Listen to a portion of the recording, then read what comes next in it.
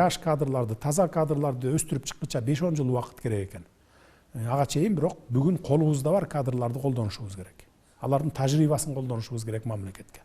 Эртең мен мисалы жаш кадрларды коюп коюп бир тармакка ушул тармакты тартып кетсин деп күтүп отурсам, мен күтүп отурсам боло берет. Бирок мамлекет, эл күтпөйт экен да. Эртең 1 жыл, 2 жылдан кийин сурайт да. Кана 1 жыл болду, 2 жыл болду, эч өзгөрүү жок дейт да. Анан мен айта албайм да. Жаш кадрларды коюп койдум элем, ушулар жылдыра албай атат деп айта албайм да. Ошон үчүн колубузда бар эски кадрларды, мейли мурда булганган болсо дагы алып келип мына могу жерге сени коёюн. Бирок эгерде баягы мурунку көнгөн адатыңа кирип кетсең, анда решеткага кетесиң. Жарым жыл, 1 жылдан кийин билинип калат. Бардыгы азыр Кыргызстанда жашыра албайсың эч нерсе. Мына ак үйдө, көк үйдө деле 1 сааттан кийин кайсы начальник отдел эмне менен шугулданып атат, кайсы баягы булакты өзүнүн чөнтөгүнө буруп коррупциялык схеманы түзүп атат, мага жетип калат 1 сааттан кийин.